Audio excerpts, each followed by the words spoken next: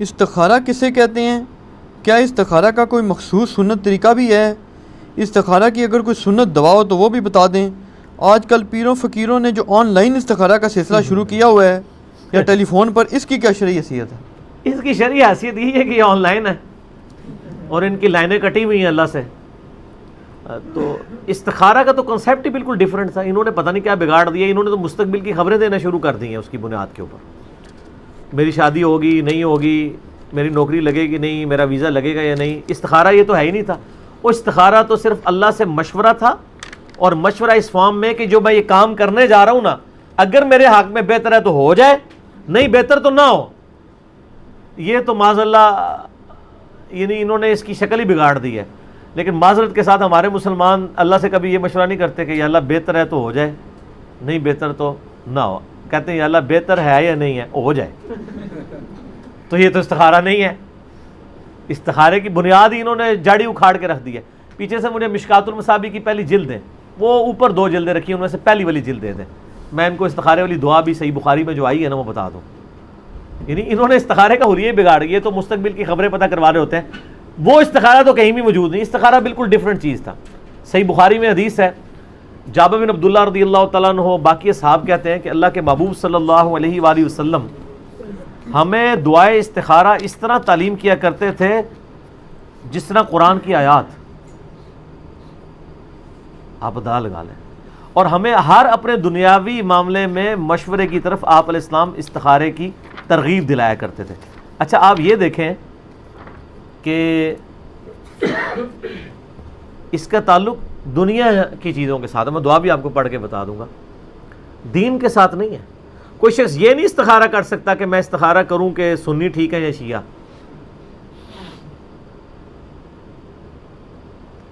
دین کے اوپر آپ کو علمی دلائل دیکھنے ہوں گے۔ بعض لوگ اس طرح کے استخارے بھی کر رہے ہوتے ہیں، اور ماشاءاللہ بریلوی استخارہ کرتے ہیں تو دیوبندی غلط نکلتے ہیں، دیوبندی استخارہ کرتے ہیں بریلوی غلط نکلتے ہیں، کیونکہ استخارہ وہ ہو نہیں رہا ہوتا، وہ ان کا اپنا ایک آپ سمجھ لیں خود ساختہ قسم کا استخارہ ہوتا ہے، اس کا قرآن و سنت سے کوئی تعلق نہیں۔ پہلی بات کلیئر کر لیں، استخارے کا تعلق صرف دنیاوی معاملات کے ساتھ ہے، دنیاوی لین دین، دنیاوی کوئی شخص یعنی کاروبار شروع کرنا چاہتا ہے، کوئی اگرچہ یہ بھی الٹیمیٹلی دین میں آتا ہے لیکن دنیاوی معاملات کی بات ہو رہی ہے، عقائد کی نہیں۔ شادی کہیں کرنا چاہتا ہے، کوئی کسی کے ساتھ معاملہ کرنا چاہتا ہے، یہ والا دینی معاملات کو قرآن و سنت سے اخذ کیا جائے گا، اس میں استخارے کے اوپر رلائی نہیں آپ کریں گے۔ میں نے کئی دفعہ بتایا کہ ٹیکسلا میں ایک بھائی تھے، تو وہ کہتے ہیں میں استخارہ کر کے قادیانی ہو گیا ہوں، مجھے اشارہ ہوا آپ قادیانی ہو جائیں۔ اور یہ تو بہت چھوٹی چیز ہے، لوگ تو خواب میں نبی علیہ السلام کے اوپر یہ بات کر رہے ہوتے ہیں کہ نبی علیہ السلام خواب میں انہوں نے کہا کہ فلاں ٹھیک ہے فلاں غلط ہے، دوسرے کہہ رہے ہوتے ہیں جو فلاں غلط ہے، جب وہ خواب دیکھتا ہے وہ کہتا ہے نہیں یہ فلانا جڑا ہے نا وہ غلط ہے، اسی تو ٹھیک ہے۔ تو اس میں میرا ایک کلپ بھی ہے مولانا طارق جمیل صاحب کا خواب، اس میں نے ڈیٹیل سے اس کے اوپر ڈسکشن کی، آج میں اس کو سکپ کرتا ہوں۔ یہ جو حدیث ہے نا جی، میں استخارے کے اوپر جو حدیث ہے صحیح بخاری اور صحیح مسلم دونوں کے اندر یہ حدیث موجود ہے، اور مشکات المصابی میں آپ کو جو نفلی نماز کا چیپٹر ہے نا اس کے اندر آپ کو یہ استخارے والی حدیث مل جائے گی۔ یہ انٹرنیشنل نمبر کے مطابق مشکات میں اس کا نمبر ہے 1313 1313، بخاری میں ہے 1162 صحیح بخاری میں۔ جابر بن عبداللہ کہتے ہیں رسول اللہ صلی اللہ علیہ وآلہ وسلم معاملات کے بارے میں ہمیں اس اہتمام کے ساتھ استخارہ سکھاتے جس طرح آپ ہمیں قرآن کی سورت سکھاتے تھے۔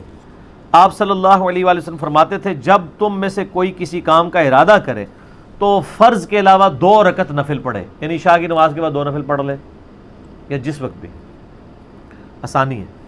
اس کے بعد کوئی خواب شاف نہیں دیکھنا ہوتا، لوگ کہتے ہیں کہ جناب 2 نفل پڑھیں، کسی سے گفتگو کیے بغیر سو جائیں، اگر سبز جھنڈی نظر آئے تو ٹھیک ہے، ریڈ آئے تو نہیں ٹھیک۔ سر یہ کہیں بھی دنیا کی کسی حدیث کی کتاب میں یہ بات نہیں لکھی ہوئی، کوئی جھنڈی جھنڈی نظر نہیں آنی، کوئی خواب کی گارنٹی نہیں ہے کہ خواب آنا ہے، صرف یہ ہے کہ اللہ تعالیٰ اس معاملے کو آپ کے لیے آسان کر دے گا یا اس معاملے سے آپ کو دور کر دے گا، وہی دعا کے اندر ہے۔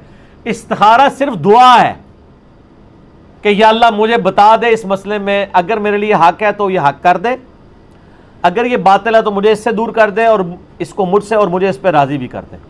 اس کے لیے آپ کو کوئی بیل کی آواز نہیں آنی، کچھ بھی نہیں آنا، یعنی وہ معاملہ خود بخود، یعنی آپ رشتہ کہیں کرنے جا رہے تھے، آپ نے دعائے استخارہ مانگ لی، تو اگر وہ آپ کے لیے بہتر نہیں تھا تو انشاءاللہ وہ رشتہ ٹوٹ جائے گا.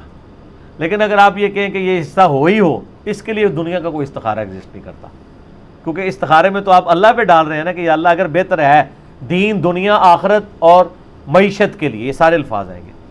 تو فرض کے علاوہ 2 رکعت نفل پڑھے، پھر یہ دعا مانگے. دعا سن لیں آپ، ورڈ بائی ورڈ آپ مشکات سے دیکھ لیجئے گا.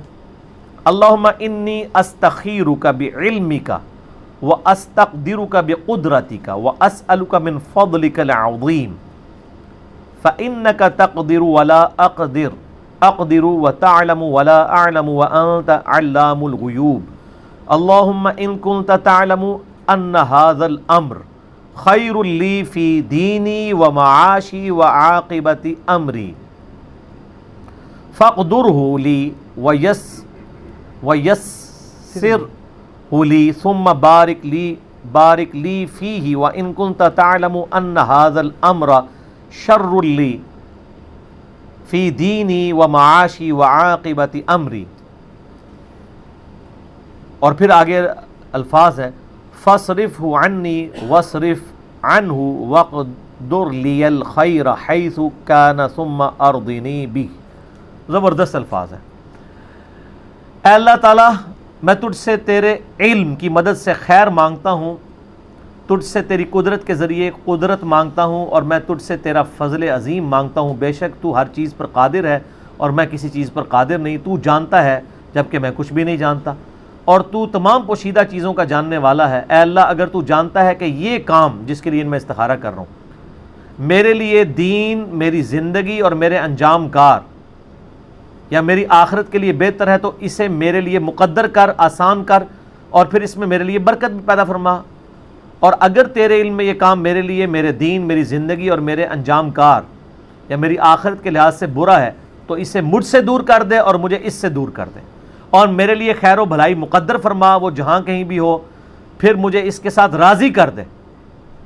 یہ پڑھنے کے بعد نبی علیہ السلام فرمایا پھر اپنی حاجت کا نام لے، اگر وہ رشتے کے لیے کر رہا ہے، جس کے لیے بھی. یہ اردو ترجمہ بھی آپ پڑھ سکتے ہیں، عربی دعا ضروری نہیں آپ پڑھیں، یہی ترجمہ پڑھ لیں، اپنے الفاظ میں بیان کر لیں.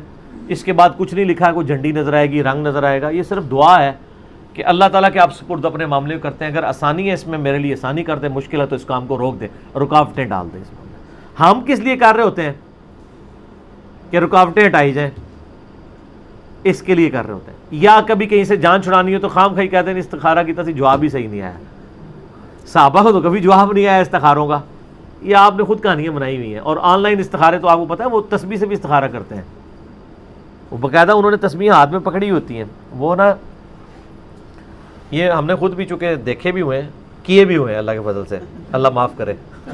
اچھا وہ کہتے ہیں جی وہ جو استخارہ کرنے والے وہ کہتے ہیں آپ تسبیح ہاتھ میں پکڑ لیں تو آپ اپنی وہ چیز بیان کریں.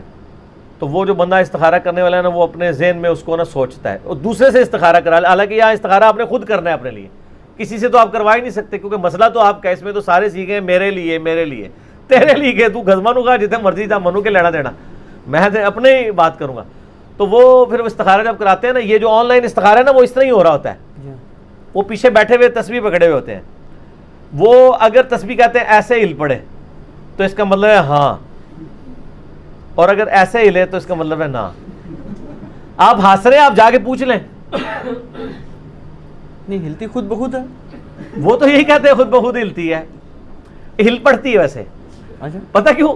ظاہر ہے یہ کتنی دیر آپ سیدھا اس کو پڑھ کے رکھیں گے، ہلکا ہاتھ جھومش کھا ہی جاتا ہے نا، کہیں نہ کہیں جائے گی. ہاں تو باقی ان کا تو کوئی اعتبار نہیں ہے، جو بھی ایسے کر دیں، اس کی کچھ کرنے کی ضرورت نہیں. میں آپ دیکھیں، میں آپ کو یہ ہاتھ لائے بغیر اس کو لا کے بتا دیتا ہوں. یہ دیکھیں آواز ہل رہی ہے، نہیں میں ہلکی سی جھومش دے رہا ہوں، وہ آپ کو نظر نہیں آ رہی.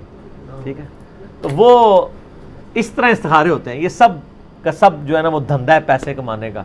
استخارہ کچھ اور چیز تھی، وہ اللہ سے دعا تھی اور مشورہ تھا. مشورہ یہ نہیں کہ اللہ نے جواب دینا ہے، جواب اللہ نے پریکٹیکلی دینا ہے کہ آپ کو اس کام سے دور کر دینا ہے یا وہ کام آپ کے لیے آسان کر دینا ہے، اور کوئی طریقہ نہیں ہے. ٹھیک ہوگا جی. لہٰذا یہ استخارے والوں سے بچیں. اور میں آپ کو بتاؤں یہ انتہائی ناپسندیدہ چیز ہے کہ وہ اس طریقے سے غیر شرعی افعال کرے اور مستقبل کی خبریں پتہ کرواتا پھرے.